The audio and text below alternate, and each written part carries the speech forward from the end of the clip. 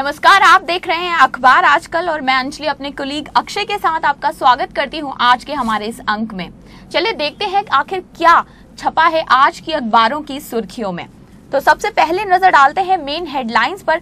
अक्षय, आज की क्या खास हेडलाइन है, आज के न्यूज़पेपर्स में क्या खास बातें हैं? See, basically, Anjali, the Pioneer and the Hindu have mainly reported about the Trinamool Congress victory in the recent civic polls. The Pioneer has quoted that jubilant Trinamool Congress sounds Ekla Chalo Bigul.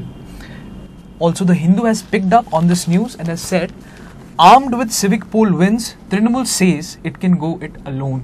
Now, let me just pick up with what Pioneer has reported. The Pioneer has reported that the confident Trinamool Congress, after winning 4 out of 6 civil municipal boards in Bengal, declared itself as a party which could do without its ally Congress in Bengal.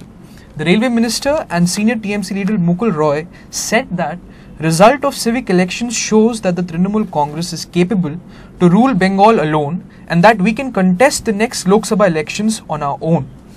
The Hindu has reported the Trinamool Congress, which won 4 of the 6 civic bodies in different parts of West Bengal that went to the polls on Sunday, has the strength to rule the state and fight the next elections on its own.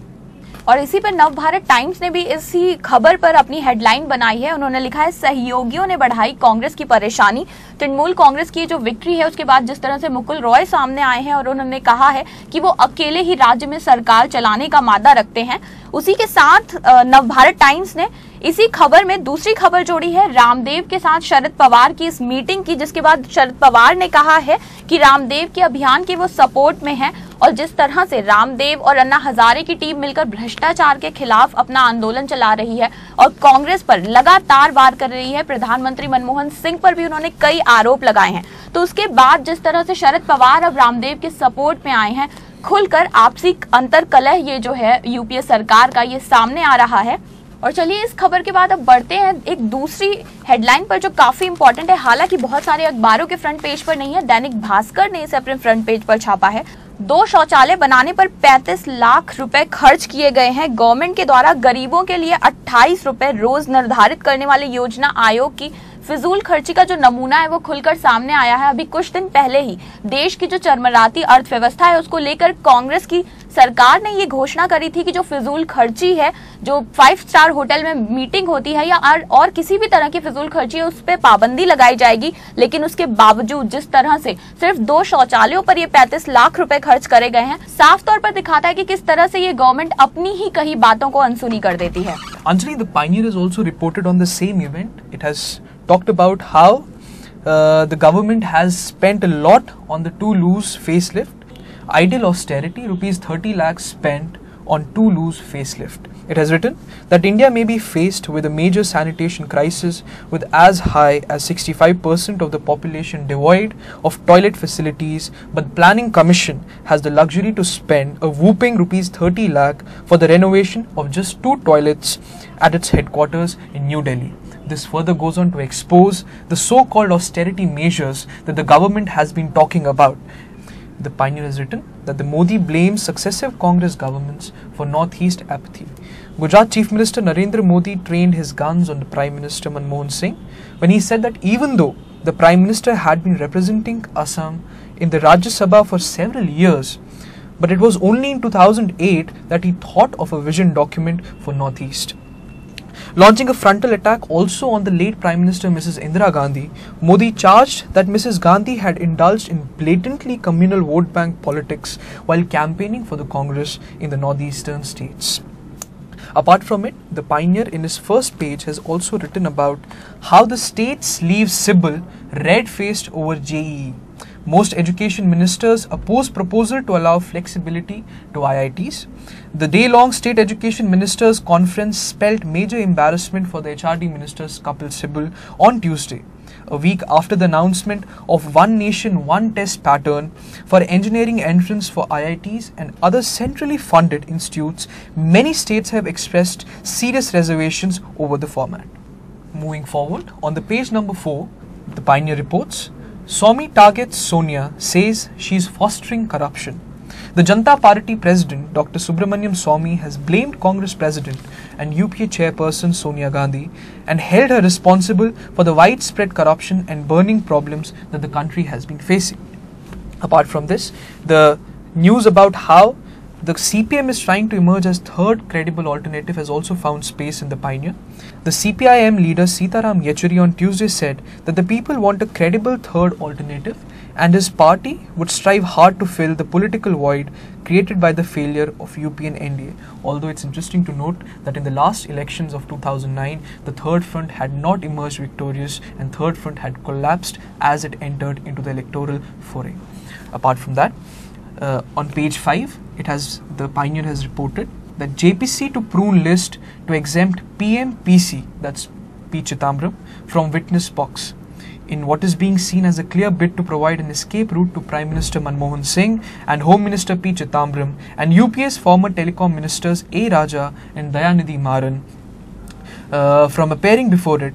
The Joint Parliamentary Committee on 2G scam is all set to prune the witness list, citing time crunch. Now, this is something that comes a blow to the entire process that was evoked in the run-up to the JPC. The total avoidance of Mr. Manmohan Singh, Mr. P. Chidambaram and Mr. A. Raja from the witness list goes on to speak volumes about the entire procedure that the JPC has taken into consideration. तो आइए दी Pioneer के बाद अब नजर डालते हैं दैनिक भास्कर की खास खबरों पर। दैनिक भास्कर की जो मेन हेडलाइन है, केरल में देर से पहुंचा कमजोर मानसून, दिल्ली में तेज बारिश, आसपास के इलाकों में ओले गिरे और बादलों के आगे बढ़ने के लिए मौसम अनुकूल। तो भीषण गर्मी से अब थोड़ी निजात मिलने की एक संभावना बनती है। जिस तरह से कल मौसम अच्छा हुआ है और बारिश हुई है, उसी को लेकर ये न्यूज है। इसके बाद दैनिक भास्कर में जो दूसरी हेडलाइन है, फ्रंट पेज पर, कार्रवाई न करने के लिए हो पीएम की जांच। भाजपा ने कांग्रेस अध्यक्ष सोनिया गांधी के आरोपों पर ये पलटवार किया है। उन्होंने कहा है कि घोटालों पर कार्रवाई न कर पाने के लिए प्रधानमंत्री की जांच की जानी चाहिए या फिर उनका सम्मान किया जाना चाहिए। ये प्रश्न चिन्ह लगाया है भारतीय जनता पार्टी ने। जिस तरह से प्रधानमंत्री पर आरोप लग रहे हैं, कांग्रेस की सरकार पर घोटालों में शामिल होने के आरोप लग रहे हैं, उस पर कोई कार्रवाई नहीं की जा रही है। इस पर ये प्रश्न उठाया है भारतीय जनता पार्टी ने। और इसी हेडलाइन के अंतर्गत एक जो मिनी हेडलाइन है, कहती है अडवाणी को करुणानिधि और माकपा का समर्थन मिला है। भाजपा नेता लालकृष्ण अडवाणी ने चुनाव आयुक्त और कैग की नियुक्ति के लिए कॉलेजियम के गठन का जो सुझाव दिया है, उस पर उन्हें डीएमके प्रमुख करुणानिधि और माकपा के सीताराम येचुरी ने उनको समर्थन किया है उनका, और कहा है कि हम अडवाणी की ये जो मांग है इससे पूर्ण रूप से सहमत हैं और उसका समर्थन करते हैं। इसके बाद आगे चलते हैं दैनिक भास्कर के पृष्ठों पर और देखते हैं कौन सी खबरें हैं। दैनिक भास्कर के पेज नंबर 2 पर एक खबर है, शीला दीक्षित और गृह मंत्री पी चिदम्बरम के बीच जो मनमुटाव चल रहा है, उसको लेकर गृह मंत्री से टकराव, शीला समर्थकों को आया ताव। दिल्ली में कार्यरत दानिक्स अधिकारियों के गृह मंत्री द्वारा तबादले किए जाने से मुख्यमंत्री शीला दीक्षित नाखुश हैं और इसी को लेकर उनका गृह मंत्री पी चिदम्बरम से जो टकराव चल रहा है, उसी को फोकस करते हुए ये न्यूज हेडलाइन है। और दैनिक भास्कर के पेज नंबर 8 पर एक और न्यूज है पी चिदम्बरम को ही लेकर। जिस तरह से उनका शायद एक खराब समय चल रहा है और वो विवादों में ही घिरते जाते हैं।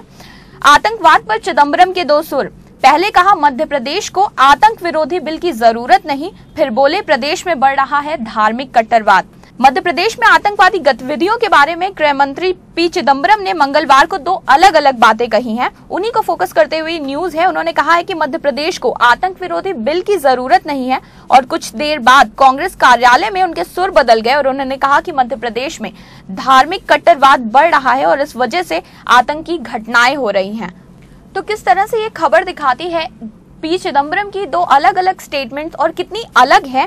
एक सवाल के जवाब में उन्होंने कहा है कि मध्य प्रदेश में भी आतंकवाद निरोधक बिल लागू करने की कोई जरूरत नहीं है और दूसरी तरफ वो कह रहे हैं कि वहां पर धार्मिक कट्टरवाद चल रहा है।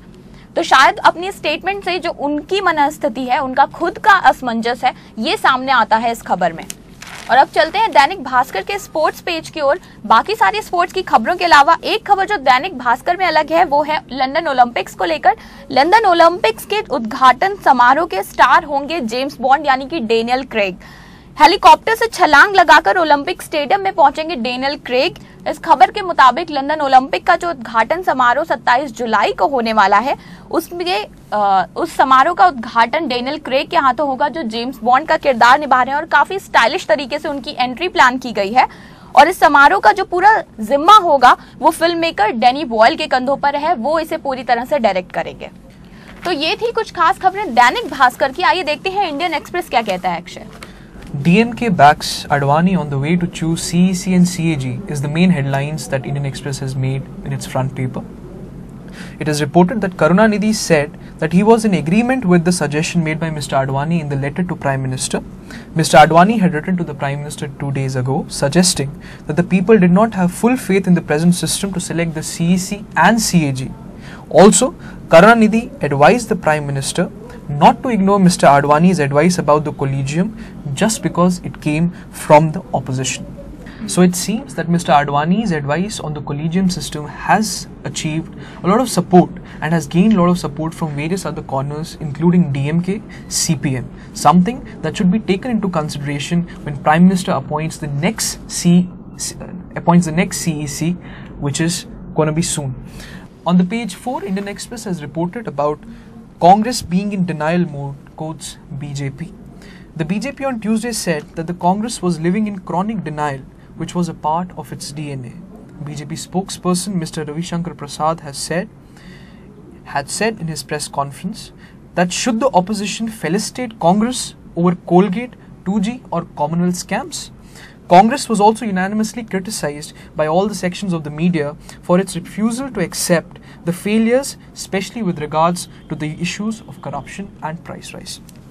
On the page 5, Indian Express writes, Vice Admiral D.K. Joshi is next Navy Chief. D.K. Joshi is the next Navy Chief. He is an anti-submarine warfare expert who was commissioned into the executive branch of Navy in April 1974. A graduate at the Naval War College, USA, the officer has studied at the College of Naval Warfare, Mumbai, as well as at the National Defence College. Apart from that, misguided policy, the reason for low growth, is on page number 14, which forms the main headlines of Indian Express in terms of business headlines. Global investment banking major Morgan Stanley has criticized the Indian policy makers for bad growth characterized by high national deficit, declining private investment and high inflation. This further goes on to expose the claim that the government is making that the bad growth and the declining growth rate in India is because of external international factors. Now, Morgan Stanley openly criticizes that account of the government and says no, it is because of the internal failures of the government, because of which the government is facing such a huge decline in the growth rate. In the sports, the Indian Express writes about a news that will be very highly liked by all the cricketing fans in India, which is about Yuvraj Singh recovering from his cancer treatment is eyeing to play in some of the pre-season tournaments like Mohyuddin Dola Gold Cup and Buchi Babu Trophy, writes Indian Express. UV's scan report shows that he is nearing complete recovery. He is a little bit weak, but his rehab program at the NCA is going pretty well.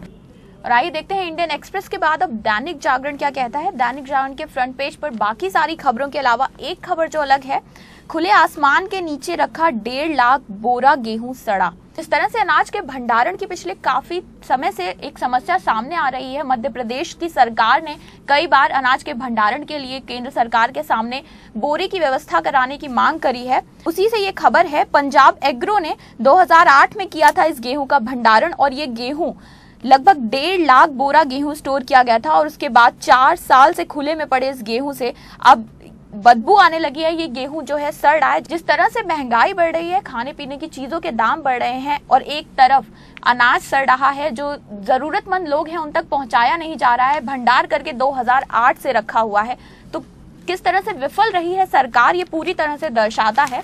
इसके बाद दैनिक जागरण के page number 3 पर चलते हैं। Page number 3 पर एक खबर है नरेंद्र मोदी को लेकर। मोदी के नाम पर रार बढ़ाएगी कांग्रेस। संघ के मुखपत्र ऑर्गेनाइजर में नरेंद्र मोदी को प्रधानमंत्री के रूप में पेश करने की पैरवी के बाद कांग्रेसी खेमे में हलचल बढ़ गई है।